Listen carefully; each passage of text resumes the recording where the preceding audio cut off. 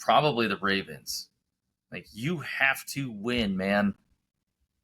Like, you have a 2-time MVP. You're looking like straight slop. Like, if you had a sloppy Joe in your hand, and you had like the super soggy bread, then you had that like, half-assed Walmart Good special. sandwich, man. Yeah. Yeah, like you're eating at your desk and you're just all over your stuff. Like, come on, man. That's what they look like.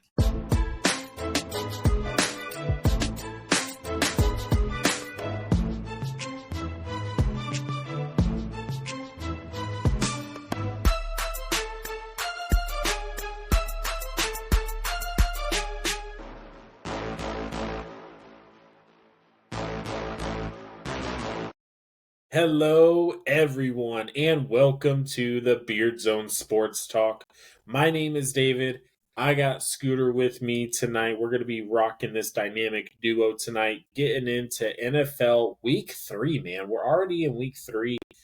It's been already a crazy year. We got a ton of injuries. We got some teams that are 0-2 that you're like, what's going on with that? We're definitely going to be diving into that later on this episode. But before we dive into all of what is going to be week 3 in the NFL, do us a favor, hit that like button, hit that subscribe button. That is the best way to continue to support us as we grow this NFL season. Scooter, we got some games that we want to watch this week, and I feel like we need to tell the people about them because maybe some of these games aren't necessarily games that everyone is, focused on, but I think that they are pretty significant for the teams that are involved. So let's dive right into it. Let's kick things off. The Detroit Lions and the Arizona Cardinals are facing off this week, and if you were to tell me that in the beginning of the season this was going to be a game of significance or should be a good game, I would be questioning what kind of water you're drinking, because we did not think that the Arizona Cardinals were going to be looking this good. But Kyle Murray and that offense is looking very good. Their defense is pretty good as well. And the Detroit Lions, they came off of a loss last week against the Tampa Bay Buccaneers, and they did not look good at all. Yeah, represent Tampa. Yeah. 2 Bucs fans here.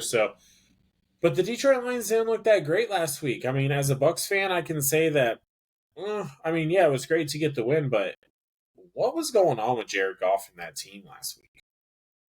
Jared Goff's really good at accuracy and putting the dots where they are, right? He came from Cal, much like Aaron Rodgers. They're very similar in their play, and Jared Goff can actually move. He's kind of elusive in how he shifts in the pocket, but what you saw was a lot of disruption. The Bucs learned from the playoffs and immediately applied that this year. The Bucs failed to get a lot of pressure on Jared Goff in last year's playoffs, and we pretty much ate the bill and tried to make a comeback, and we just didn't have the edge there. Their defense was pretty stout. Not much has changed for the Lions, which I was really shocked that we gave it to them at home. We won at Ford Field, too. So it's not easy. It was really strange to see that happen. And watching the dynamics in the NFC North, you have the Vikings, who we thought would be dead last, in first place right now at 2-0. So, again, we're just week 2. But I thought what we saw was the Bucs' ability on defense to absolutely disrupt someone's battle rhythm, right? Their way to approach the game. And you mess up cadence, you mess up steps, you mess up the footing, the timing of passes, and how guys are hitting blocks. You got to come up with a different game plan or shake things up. And I don't think Dan Campbell had it for him. I think they tried to stick to their script, and halftime adjustments were better. I'll give him that. But did the Bucs? I don't know what Todd Bowles, drank in this offseason, but he actually has personality. The Bucs are coming back and looking like Baker's the dude. Yeah. Like, who thought we would be having a conversation this early about Derek Carr, Baker Mayfield, and Sam Darnold, right? So true. Insane. And then you look at, like you mentioned, the Cardinals. Again, we didn't think they were going to be this good. And you had Marvin Harrison repeating what his dad did. The only other person to do it in 2 touchdowns in their rookie season and 100 yards receiving in the first half. It was insane. Like, him reaching out, they had these memes about, MJ and Space Jam and Marvin Harrison reaching like 10 yards. It was insane. Now, Marvin Harrison Jr. and Kyler Murray is a marriage made in heaven for sure, because if Kyler gets any bit of time, he is deadly. He's very shifty in the pocket. Obviously, if you get him in space, forget it. The defense for Arizona, I thought, was their biggest question mark, but they're coming through, man. And the NFC West, again, is another shakeup. We thought all this hype with the 49ers and the repeat and the Rams. The Rams are not looking so hot. The Seattle Seahawks and the Cardinals are giving a run for the money for the 49ers. 49ers have a ton of injuries right now. If you drafted anyone besides Brock Purdy from them, or Kittle, I feel bad for you. So my question is, and I understand that Lions lost to the Bucks and the Cards got the win. This game is going to look fantastic, and here's why: you have two very vertical offensive teams. Goff can absolutely launch the ball from anywhere and throw it like 70 yards down the field. And Kyler Murray, man, if you had like Patrick Mahomes minus 2 feet and throwing the ball, that's what you got. Now, barring any injuries to both of them, I think we have a pretty close game. I think the defensive edge goes to the Lions with everything under the sun that they've had from last year to this year. And I think if Arizona can keep it close and you let Kyler Murray anywhere in the fourth quarter, like 5 minutes left, it might be Cardinal ball. It might be. And one thing the thing with last week with Detroit is why are you allowing Jared Goff or why are you having Jared Goff throw for 55 times when the game was never out of reach? You had Montgomery and Gibbs. Yeah. What? It didn't really, and that's their identity. That is their off. I mean, look at 2 weeks ago when they played the Rams and they went into that overtime game. They relied heavily on that run. They just ran the ball right down the Rams' throat and ended up getting the win in overtime. And it's not like the Bucks. I mean, I understand the Bucks have had this narrative about them where they're hard to run on, and then they did come into this game very banged up in the secondary. So I don't know if it was just their game plan to try and attack the secondary of the Bucks, and they just decided not to steer off of that because of how close the game was, and they were like, "Look, the game is still in hand, and we can still do this. Let's just stick to the plan." But it just didn't work for them, and to see Jared Goff throw for 55 times, that was the surprising factor. On the flip side, though, with the defense, I mean, you saw 5 sacks from Aiden Hutchinson to Baker Mayfield. On the flip side of that, though, you had Baker Mayfield looking pretty good running the ball against that defense, right? He made some guys miss. They should have had more sacks. Let's just be honest. For sure. The Detroit Lions should have had more sacks against the Tampa Bay Buccaneers, but they didn't because of the shiftiness that Baker Mayfield brought. Now they're going up against a guy who is levels above Baker Mayfield in his shiftiness and escaping the pocket and extending the play with Kyle Murray. And so it should be a very good chess match, I feel. But I don't see Detroit losing back-to-back games. I love Arizona. I love the Cardinals and what they're doing. I love to see Kyle Murray back. I'm excited to see what this marriage between, Marvin Harrison Jr. and Kyle Murray is going to be. But I just don't see Dan Campbell and allowing the Detroit Lions to go into Arizona and to lose this week again. So it should be a good game, though. It really should be, and I'm excited to see it. Let's move on to another game, though, with where now both of these teams that we're about to bring up, they're not doing so well. And one has a rookie quarterback, the other one has a young quarterback, and that's the Chicago Bears and the Indianapolis Colts. Chicago Bears are 1-1, thanks to their defense and special teams of week one. Only because of their defense. Yeah, thanks because of that. But and then the Indianapolis Colts, they're 0-2. Anthony Richardson has been struggling. He has not looked good. Not really too sure what we're going to get out of this game. It could be a very boring game. It really could be, because if none of these offenses decide to wake up, which they haven't yet, we could be in for a snooze fest. So the only thing stopping the Bears from being the worst offense in the NFL right now was the Carolina Panthers, because you can't be any worse than them. Fair. The Bears arguably should be 0-2. Will Levis hasn't decided to throw it to his own team members yet. That's why they won their first game. I think Caleb Williams is a complete joke and overhyped. I will die on that hill until otherwise. Their defense has scored more touchdowns than their offense has. We're like, it's kind of pathetic, given all the weapons that they have.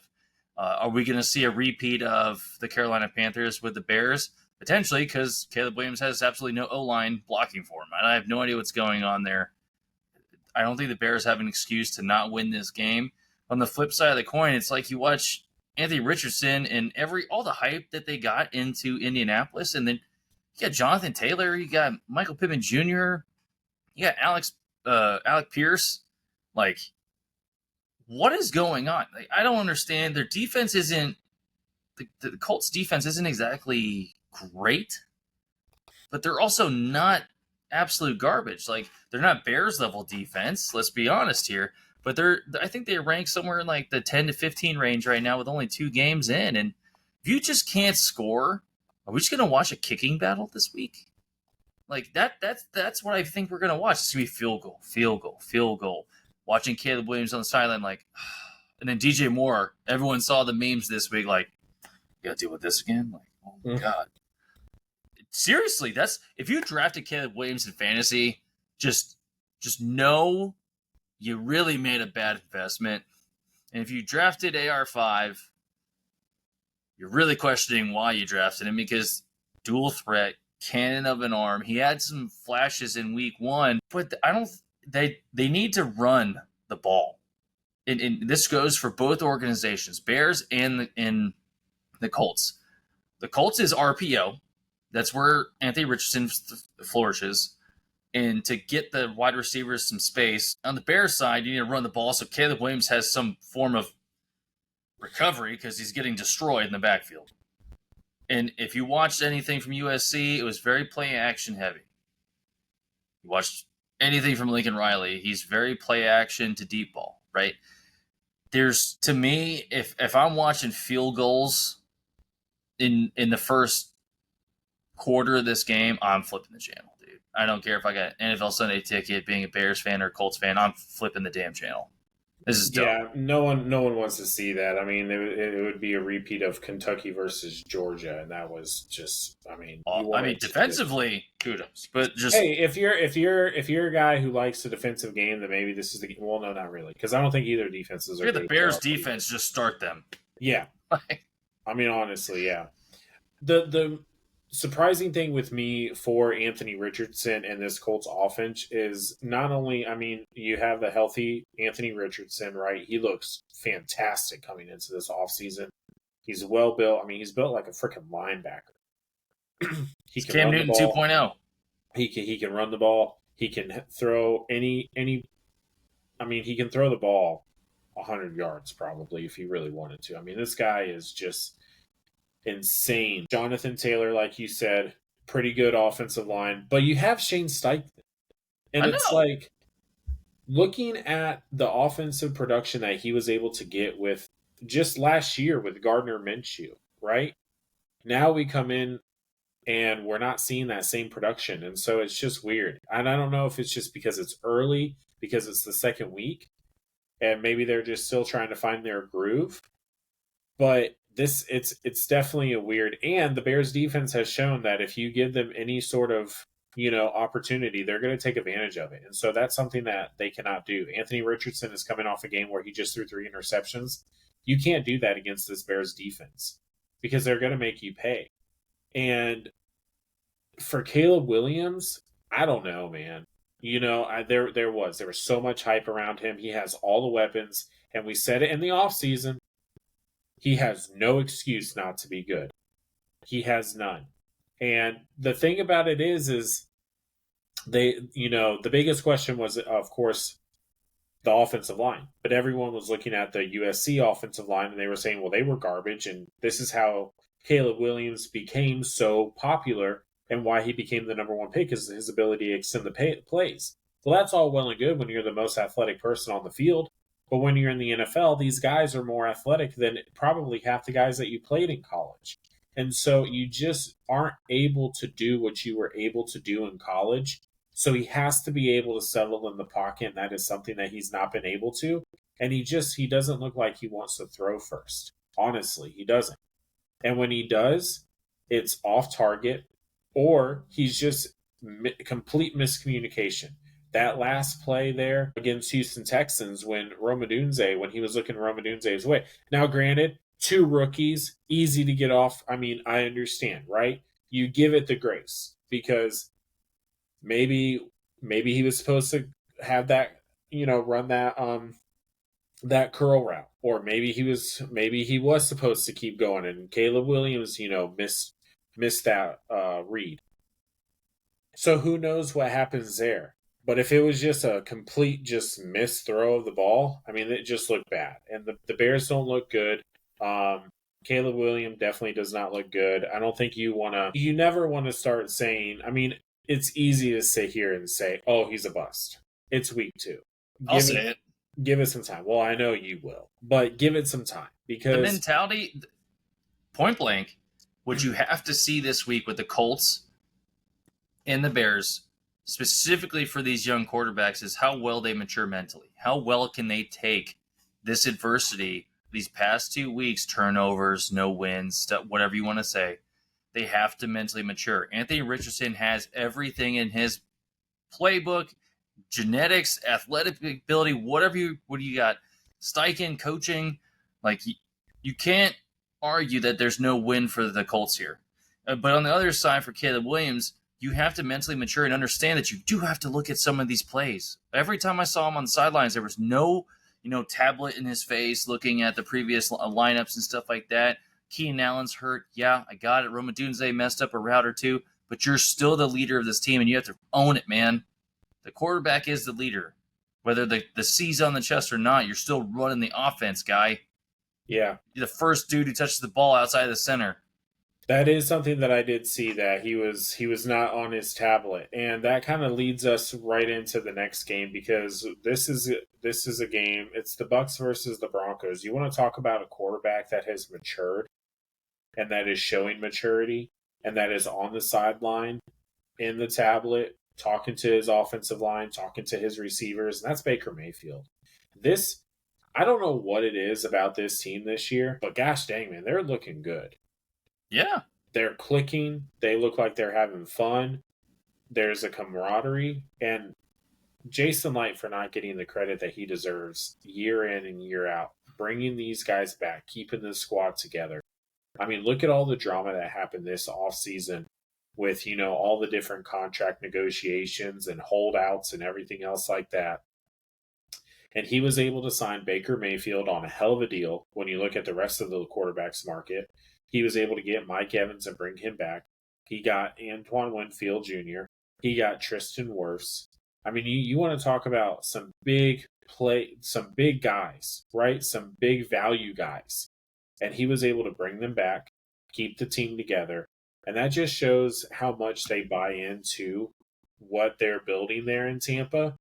And I mean, gosh, man, I can't talk enough about Baker Mayfield. He when he came to Tampa last year, obviously there was some questions, right? It was, how is it going to play out? What is it going to be? What kind of Baker Mayfield are we going to get? And then he balled out. And then there was even the questions this offseason. Okay, he balled out. He got his paycheck. Now he's going to go back. No, he's evolved even more. And with the offensive coordinator, Liam Cohen, and the way that he's calling up plays, this offense is clicking on all cylinders. I don't think that there's been more than one or two offensive drives that we've punted the ball. Every offensive drive, we've either the Tampa Bay Buccaneers have either scored a touchdown or scored a field goal. And I mean, it's just because of the way that they have been going. Now, I hope that they can clean up the pocket a little bit for Baker, because I mean, he was running for his life last week. But they had the Broncos this week. The Broncos, Bo Nix, have not been looking good, So I don't foresee Tampa going to 2-1. I do see them going to 3-0 this week. But what are you going to be looking at this matchup? I just have to warm up real quick. I need a massage, but the Browns suck. The Browns suck because they should have kept Baker Mayfield. Yeah. That's what I'm going to rub that into every Browns fans face and their management. You should have kept Baker Mayfield. The Bucks fans love you. We appreciate you canning Yes. him because we just got an absolute gem. What we're seeing with Baker is accuracy, smart throws. He's running for his life because our right tackle can't guard right now. That's besides the point. The Bucks absolutely need to capitalize on utilizing Bucky Irving and Trey Palmer a little bit more effectively in the offense. I know we have Rashad White, Mike Evans, and Godwin and everything else. Clean up on the right side of the line, run some more run plays, get better.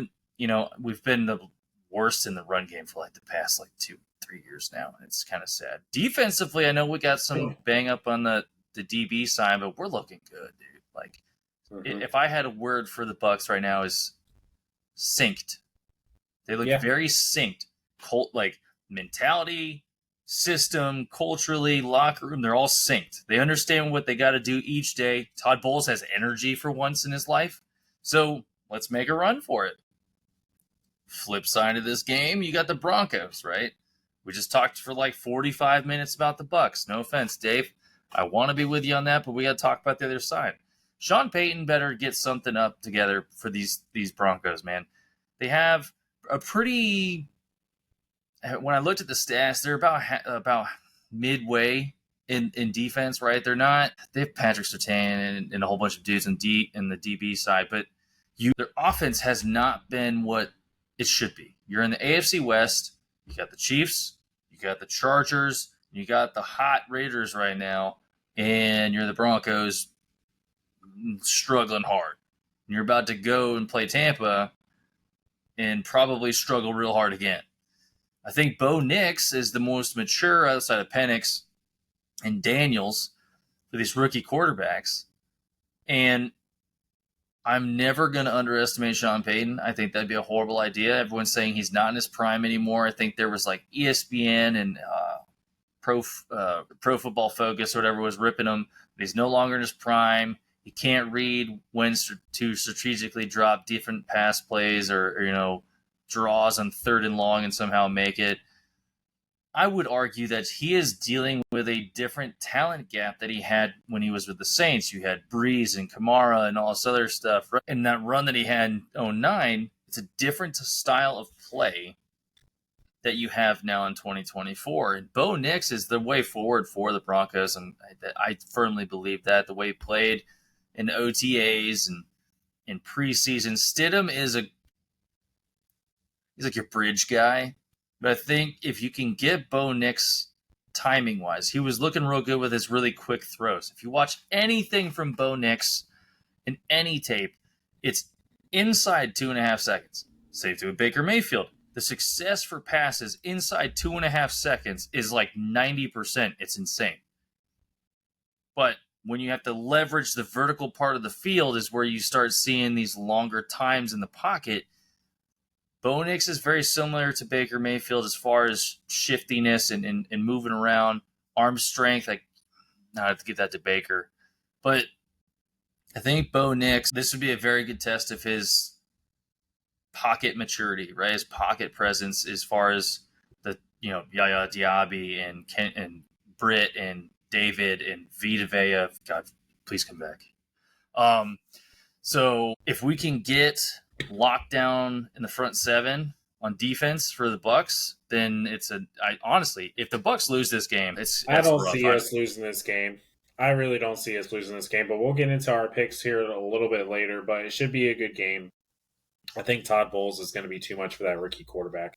His blitz for sure. schemes, I think he's just going to be licking his chops, waiting to just have his defense just put their ears back and send them. So, but should be a lot of fun game.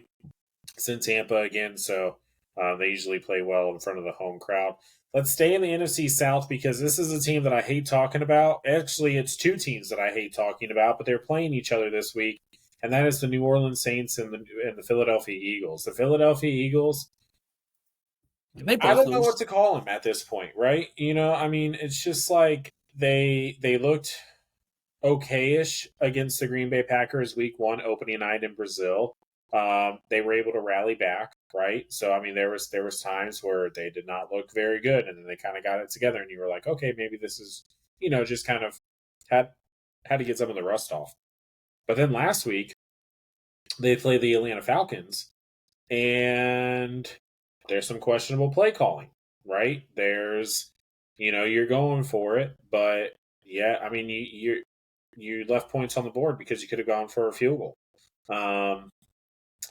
And by God, man, Kirk Cousins in prime time just completely broke that narrative because the way that he was able to move the ball down the field against that Eagles defense was insane. It was beautiful to watch. I mean, they almost scored too fast, right? Like it was like, whoa, don't leave too much time on the clock, right?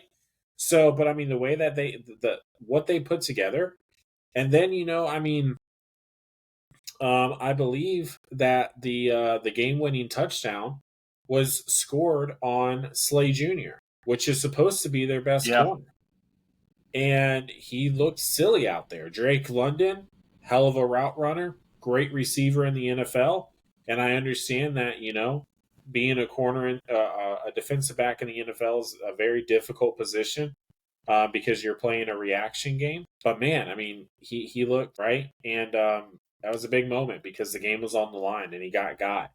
But this week they're going up against the New Orleans Saints, which holy crap, man! Like Alvin Kamara is back. Derek Carr is looking really good. Rashid looks insane. I mean, he's making big plays every single week.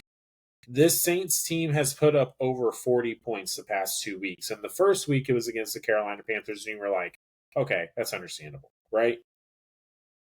Then they went into Jerry World and put up over 40 in Jerry World and made the Cowboys look stupid. And this was just a Cowboys team that just came off of a road win in Cleveland, and they looked like that they were going to be the best defense in the NFL. But the Saints had no issues with them. So now the Eagles, the Saints, they're playing in New Orleans. What is this game going to look like? I hate to say it, but man, the Bucs better win because the Saints are going to be 3-0 after this weekend. I mean, quite honestly, tie? Could we get a tie? Yes, that'd be great. A tie. And I said, I think it was last week, you're going to like that, right? So Saquon's never won in Philly. I'm just going to throw that out there. That's probably why they lost. That's an interesting Falcons.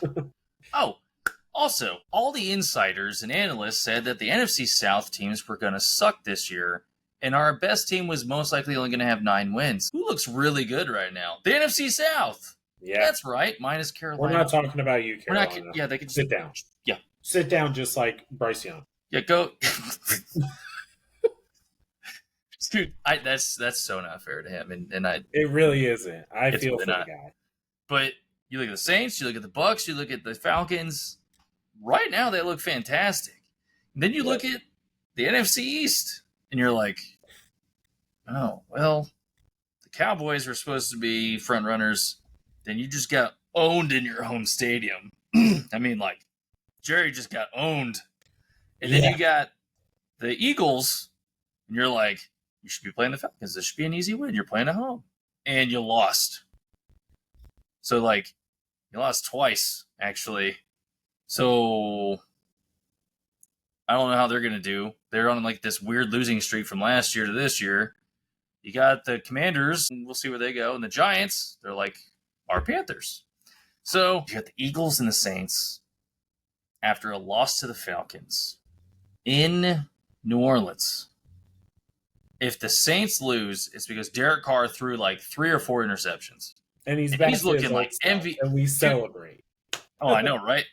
But I have no idea how to take this. Like, both teams right now are very good. Alvin Kamara is looking like he used to, like just all-round, all-purpose yards king. And then you got Derek Carr, who's throwing like he's Aaron Rodgers and Tom Brady child. Like, if the Eagles' defense hold it together and somehow... The one thing I didn't like, though, with the Falcons and the Eagles game was they had opportunities to make it go vertical and score more points, and Sirianni sat there and just grinded the ball. I got it. They got like 40 running backs to include their quarterback, but you have Devontae Smith You got AJ Brown. Hopefully he comes back. Send it, man. Like Hurts Yeah, has an arm, dude. Just send it. he And does. Carr is going to air the ball out. Like if you give the Saints like 2 scores up, I don't know how they lose. I don't think they do. They probably don't. The Saints are the team where they're just like we're just not going to play from behind, and that's exactly what that's like their style right now. We're not going to play from behind. We are going to get out. If you are the Eagles, you want to score on Immediately. your first two drives. Like there's you don't want the Saints to get up on you because they pull away, right? And their defense is looking pretty good. Their defense has been able to keep teams in check. So should be an interesting game. I really don't care who wins. I hope for a tie on this one. So, but let's go to the final game on our list here, and that's going to be the opposite of all the narrative that we just spoke. But these two teams are both 2-0, and it's the Houston Texans and the Minnesota Vikings. I'm excited for this game. I think that this game could be really cool. And you got some storylines here because you have Hunter that is going back to Minnesota, and you also have Stephon Diggs that is going back to Minnesota, his original stomping grounds, right? So CJ Stroud and that offense against against the Bears, that they looked okay. They didn't look great. And on the flip side, Sam Darnold and that offense, surprisingly, is looking really good. So I like what both teams are doing. I'm excited to see what is going to happen here. And I'm excited to hear what you have to say about this game. I think this is a very ideal matchup for week 3. Not just the homecoming games for Hunter and Stephon Diggs. I think it's a really good prove it game from the Minnesota side. Is Sam Darnold really worth the salt? Like, because you don't really have much anyone after him. Is Aaron Jones worth his salt? You got J.J. Addison. You got the defense. Harrison's still looking good. Harrison Smith in the secondary. And then you got the Houston Texans, who seem to have the fountain of youth and the aging tree. You know, D'Amico Ryans is a fantastic head coach. Same thing with Kevin O'Connell. I I think this would be a very, very good matchup. I think it's kudos to the NFL writers for this one. I think the Texans, I can't remember if Dameon Pierce is still injured or not. He was last week. I have to double check for fantasy. So, man, CJ Stroud's looking very good again. Sam Darnold, dude, like, I was about to say something about him and Fitzpatrick, just jumping around teams. And I think Sam Darnold, Kevin O'Connell are a very good matchup. He has a throwing quarterback. He has a very good guy who can read defenses. But are we going to see the Sam Darnold that we saw with the Jets? Are we going to see the Sam Darnold that we got with the Carolina Panthers? Because you know what you got with CJ Stroud. It's very clear, very mature, easy reads in the defense, and very complimentary wide receivers. Nico Collins, dude. Oh my God. Give the ball to him. And Tank Dell, please start catching the damn ball. Just catch. Oh my God. Yeah, Dalton Schultz. I'm trying to find like weak spots, and I think it's more of Minnesota's secondary. They played very well last week. I think it's gonna be fantastic. I don't think it's gonna be. I could see this doing like a 21-24. I could not see this game going more than like a 7-point difference. Yeah, it should be a very evenly matched game. I think it's honestly going to come down to the coaching. I think it's going to come down to the play calling and how obviously, how well the players execute this. Gosh, man, I hate to. CJ Stroud is starting to become that quarterback that you just don't want to bet against, right? Right? Um, especially with this offense and the weapons that he has around him. But you kind of like the underdog story with Sam Darnold, and kind of revitalizing his career here in Minnesota. And it's like, They're playing at what home too. better, what better way, huh? They're playing in Minneapolis too. They are playing in Minneapolis, so it's going to be in the Dome. I mean, now granted, Houston's in the Dome. I know that they have the option to have it open, but should be a very interesting game. Should be a really good game. I'm hoping that I can have the opportunity to watch it because I did not drink the Kool Aid and spend $1,000 to just watch all the NFL games. So For real. I just get the local games. Whatever I got is what I get. I'll probably get that game. But it should be a good game. But let's move on to a subject that I've been kind of excited to get into. Scooter, you're a stat guy. I want to read you a stat really quick. Since 1980, there have been 176 teams that have started 0-3. How many of them have made it to the playoffs? Would you say 2 or 3 max? Okay. I can't recall very many. I think it was like 2 or 3. Well, your expectations have been exceeded because there's been 6. Six teams out of the 176 teams that have started 0-3 have made the playoffs. There are 3 teams specifically right now that are 0-2 that need a win this week because the odds are not in favor of them, and 2 of them are in a division that we thought was going to be the most competitive, and we thought that these were going to be the ones that were battling it out. Now they're battling it out to see who's going to, take bottom, last place. And that's the Baltimore Ravens and the Cincinnati Bengals. What is going on with these 2 teams right now? You have all the drama with Jamar Chase right now and, him not wanting to sign and he's not going to sign and who knows what's going to happen there. You have Lamar Jackson which honestly, man, for a 2-time NFL MVP, what is he doing? I mean, it doesn't help that he has pretty much no weapons around him, right? But what is he doing? Like, he's not playing to the Lamar Jackson that we are used to. And then the third team is going to be the Los Angeles Rams, which is a surprising team. But out of these 3 teams, so you have the Baltimore Ravens, they're going up against the Dallas Cowboys. Dallas Cowboys just got absolutely destroyed by the New Orleans Saints. You have the Cincinnati Bengals going up against Washington this week, so you feel like it should be a good win, right? Like it should be a win. I don't see why they would lose. Should have beaten New England. Fair enough. And then you have the Los Angeles Rams going up against their division rival with San Francisco 49ers. Now, San Fran is banged up. So all of these teams have the opportunity to win their first game this week with the teams in the situations that they are falling into. But which 0-2 team do you feel like has the most pressure to not fall to 0-3? I'm going to start out with hating on the Kansas City Chiefs and the refs real quick because the Cincinnati Bengals... I didn't even talk about that. No, because here's why they're 0-2. 17 interceptions were turned around because your name's Patrick Mahomes in the fourth quarter. You can't tell me crap with the Cincinnati game when you got your right tackle Taylor holding everything of the Cincinnati Bengals D-end and, it's pass interference. He was choking him out, falling to the ground. You can't tell me crap, especially with the final drive the Super Bowl when Nick Bosa is being held at least 3 times and no call. Just magically no holding in the Super Bowl. And then you go to the Ravens. Kansas City. Now, I'm going to throw this one out there. Kansas City outplayed them. Lamar, man up.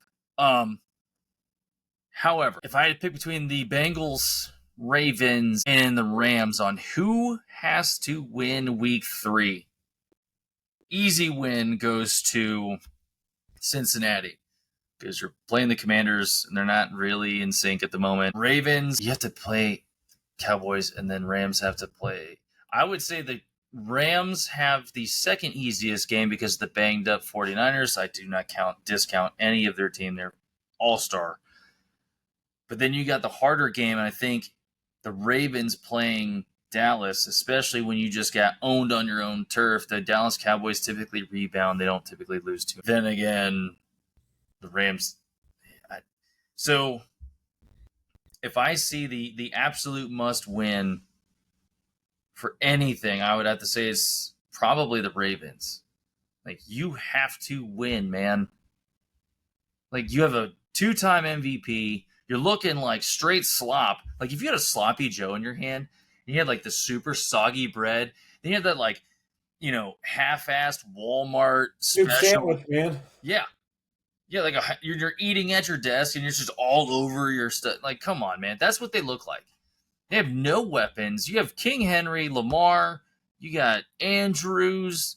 You got Zay Flowers. You got the deep. Oh gosh, Roquan Smith. You got there's Murphy. Murphy. Like, come on, man, put it together. You got John Harbaugh too. Like, what? Who's oddly enough the second oldest coach in the NFL right now. But the Ravens to me have the must win this week. Yeah, Bengals have to win. I don't see how they don't win. And then the Rams, I think, get the edge because of every asset that they have on their team and the youth on defense, absolutely. And Brock Purdy's going to give them a run for their money, and Mason's a good running back. But I think if Lamar can't show out in week 3, I don't think you need old school Lamar where he's running around for like 200 yards in the game. They need to rely on Derrick Henry in the run game, that RPO, set some stuff up, man. Play action works. But don't sit there and like half-ass a handoff and just try to get 30 yards. It doesn't work that way in the NFL, man. You got to set things up. It is strategic. Yes, you have your breakout plays and some dudes slip. I got it. But defensively, they don't look good. Offensively, they look like they're playing in high school and every kid's misfitted uniforms and out of sync. Like, I don't know what's going on with the Ravens organization, especially being 0-2. Last week looked really bad. Come on. Like, I don't know. I don't know who you got, but I got Ravens for the must win in week 3. Yeah. I'm sitting here and I'm trying to think. I think that you're right. I think me and you are on the same wavelength as far as the Bengals. The Bengals winning this week should be no problem. Not to take away anything that the Washington Commanders have done this offseason. I think that they are building for the future, and I think that they will be a good team. But they're just not there yet. So I don't foresee the Bengals losing. Now, if they do, that's very concerning. They're also very out of sync, too. It's very irregular. Yeah. For me, I'm going to go with the Rams, though. And here's why. The Rams are in the NFC, which on paper is the weaker conference, right? There's only a select couple of teams in the NFC that you really look out for deep in the playoff runs. And the Rams were setting themselves up this year to make another run. They were to make another run to within this window that they have with the weapons and the team and the players that they have. And I get it, man. It sucks.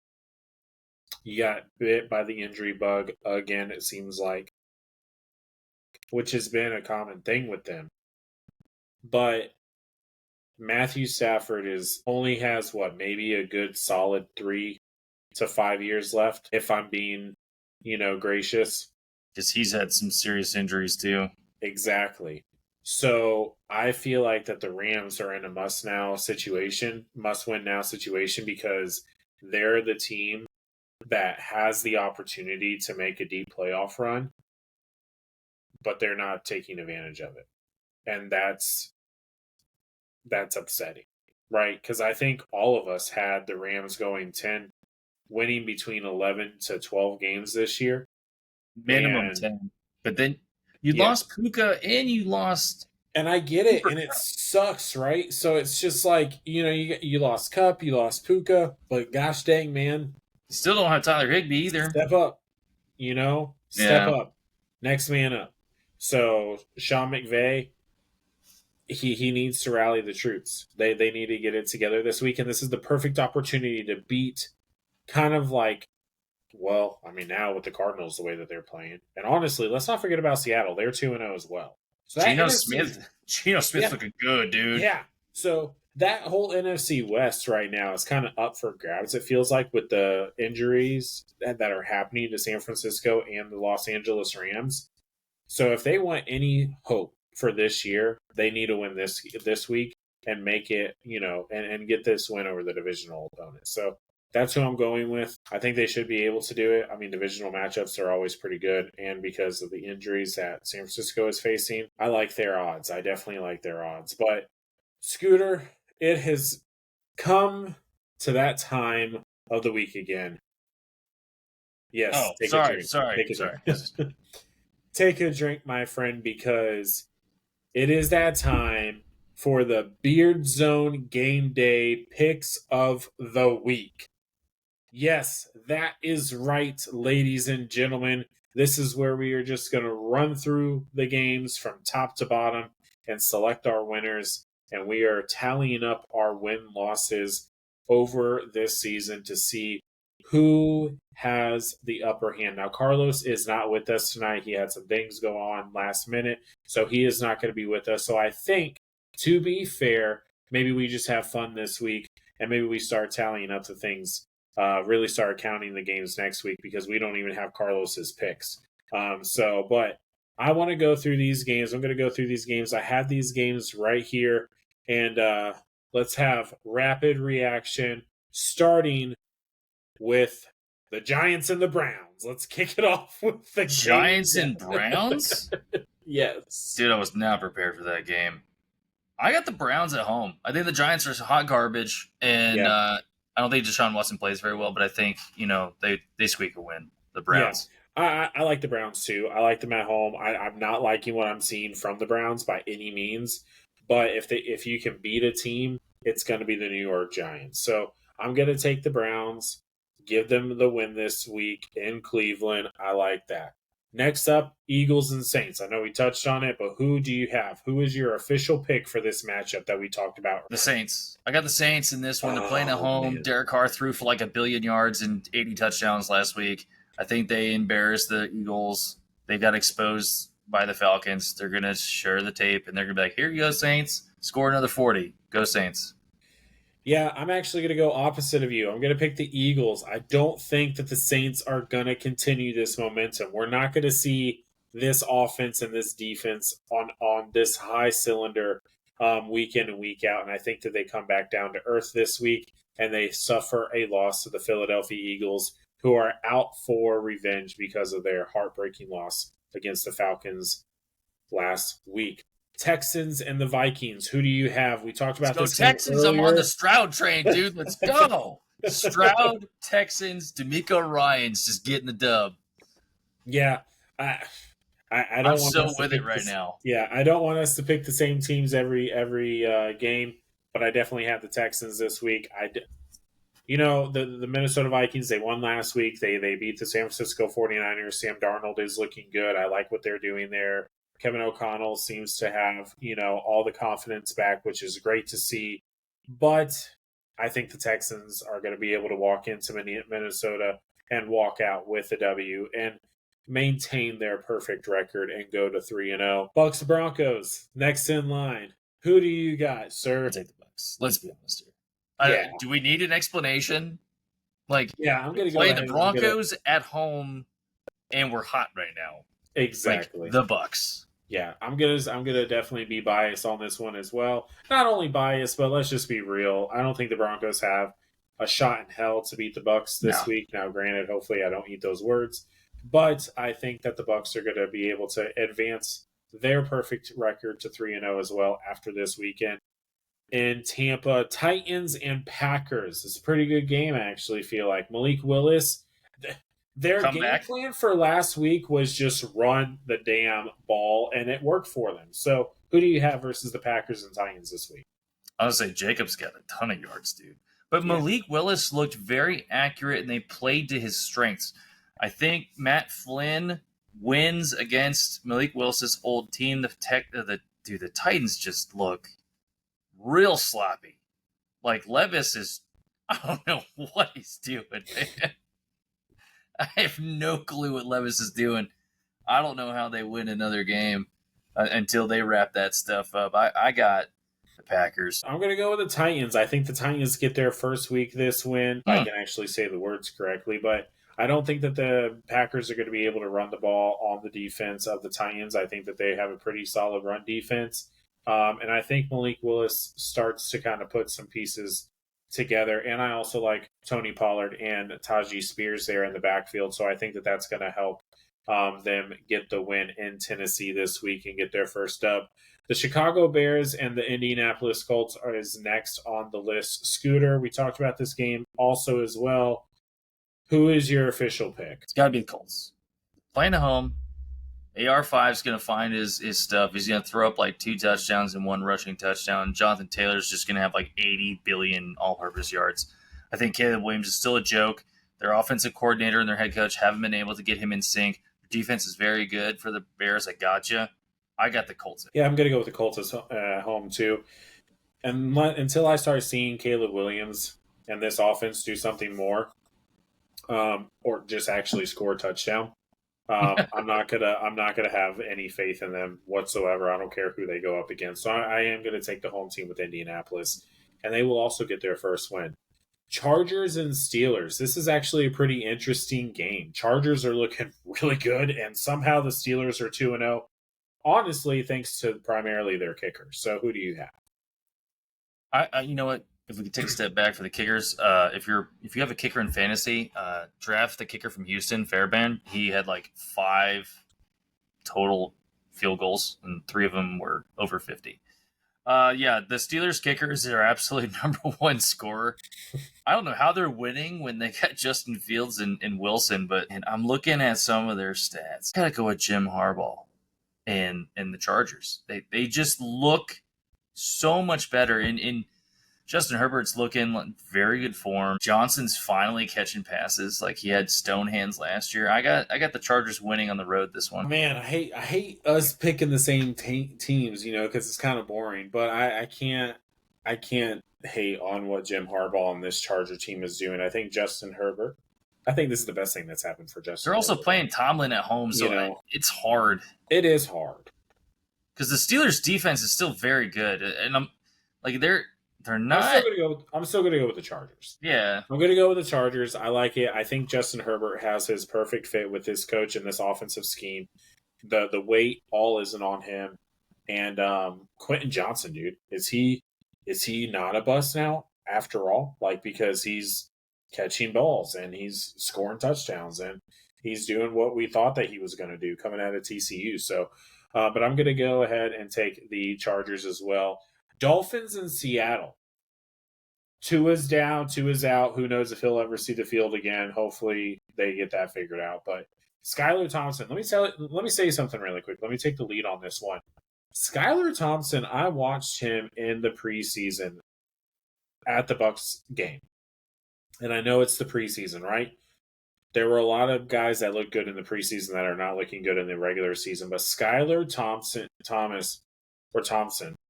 I can't even. It's Skylar Thompson. Skylar Thompson looks good. He makes his reads fast. He knows what to do with the ball. He makes smart decisions. And he can extend plays if he wants to. So I'm actually going to go with Miami in this one. I like what Geno Smith and the Seattle Seahawks are doing, especially that defense. That defense looks completely revitalized now with their new offensive, not with their offensive, but now with their new defensive head coach. But I'm going to go with Miami this week. Seattle and home over the Dolphins is what I keep running through my head. Geno Smith's looking real good. Walker's looking good. Washington's looking good. But then you got Skylar Thompson coming off the bench and arguably one of the most talented offenses in the league. Track stars, all that. Their defense for the Dolphins is looking all right. Are they the same team without Tua, though? I don't think so. I'll go with the Seattle Seahawks at home. 12th man. Let's roll. Yeah. Raiders, Panthers. Bro, like, Raiders next team. Yeah, honestly, Raiders. Why would we? Gosh, man. You know what? Their backup. Oh, Andy Dalton, dude. Andy Dalton. That's why I'm saying, like, man, I don't know. Do I take Andy Dalton? Oh, do I take him? Man, Raiders look good against Raiders Baltimore. defense is nasty. Dude, I Raiders know. front four and defense is just nasty. I'd take Max Crosby all day with the Raiders. Antonio Pierce got some great stuff going in the Raiders Yeah, organization. give me I the got Raiders at Raiders. home. Raiders at home. Give me the Raiders at home. But gosh dang, man, if Andy Dalton gets a win in his first start with the Carolina Panthers, that'd be awesome. That'd be so freaking awesome. So, 49ers and Rams, who do you got?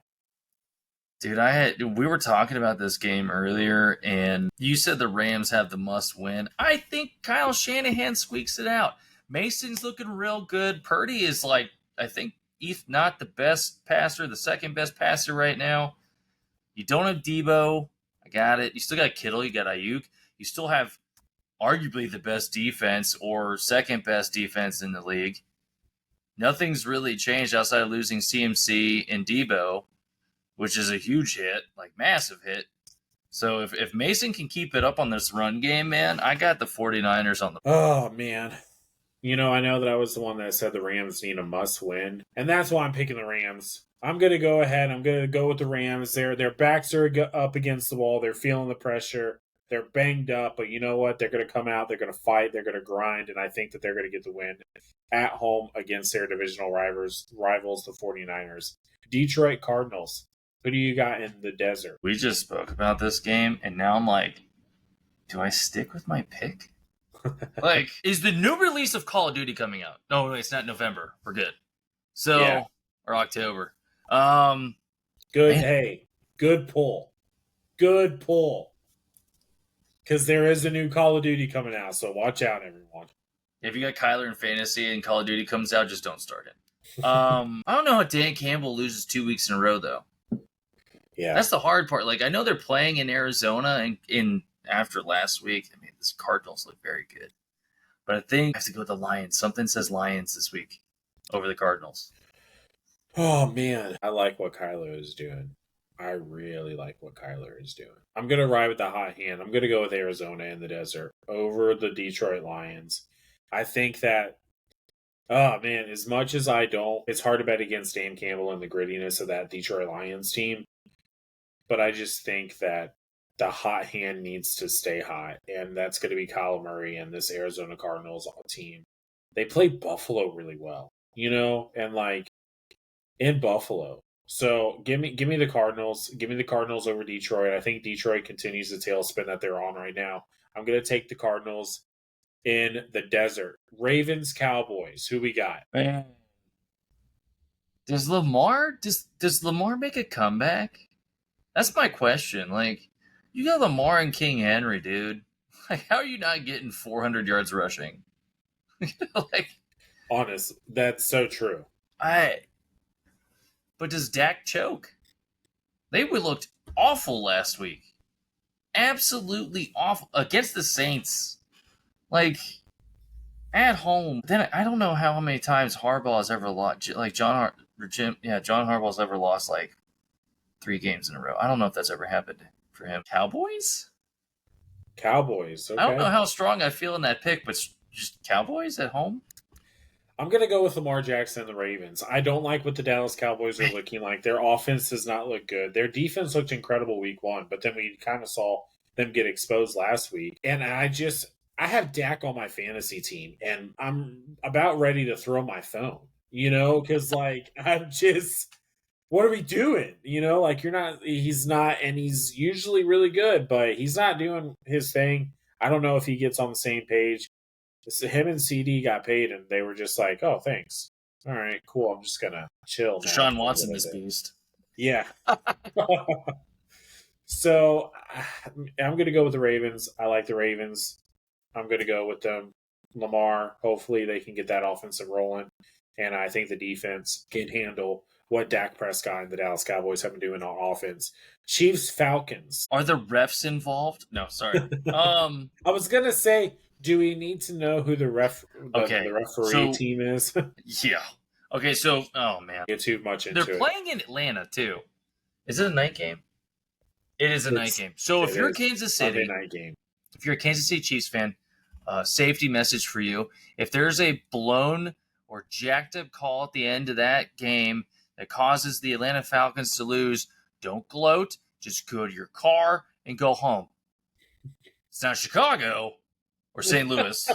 but or New Orleans, but it's still Atlanta. You may either not have a car, no wheels on your car, no money. You might get robbed. I'm just Why are you playing. talking so bad about the city of Atlanta, man? I've been Don't there a do few that. times, all right? Don't do So that. I'm kidding. I'm kidding. I got some good buddies that are Atlanta Falcons fans. Y'all suck. It's cool.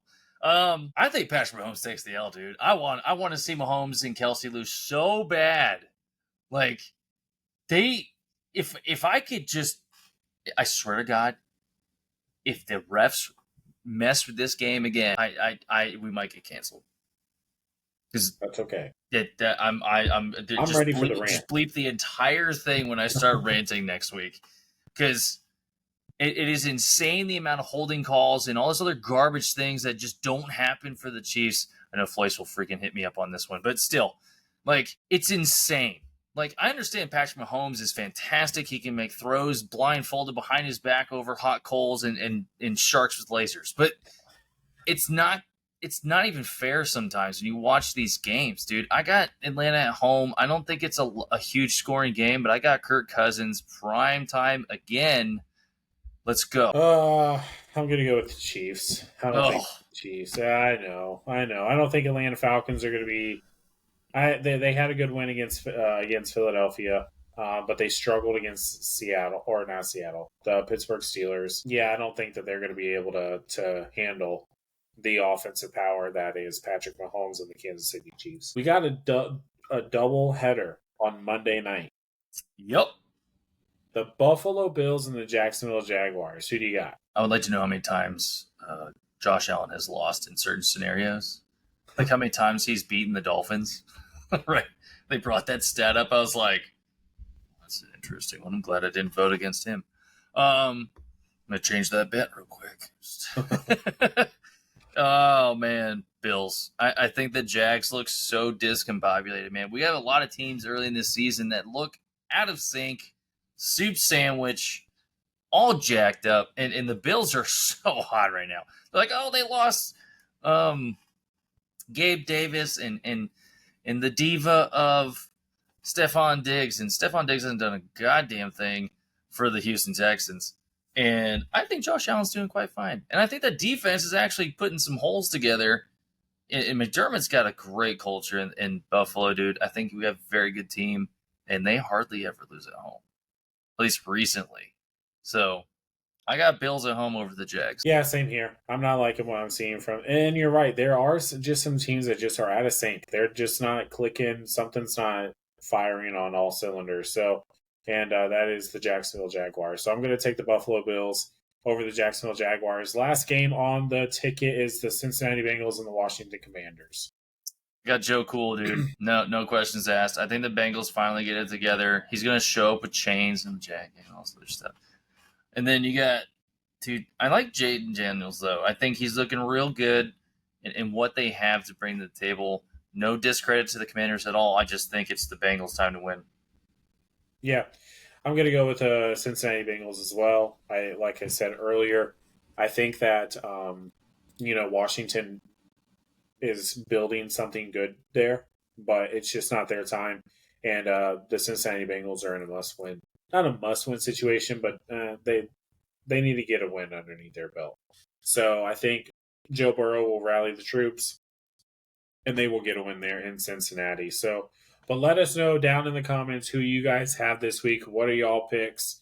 We would love to hear from you guys. Be sure to follow us on all of our social medias. We're on Facebook. We're on Instagram. We are on Twitter. We're starting to get a little bit more active on those as the football season unravels here. So, but be sure to do that. All of those links are in the description below. And be sure to stay tuned as we will bring you guys new episodes every single week with college and NFL on Tuesdays and Fridays. Probably on Tuesdays and Thursdays. So, but until next week. Beardzone.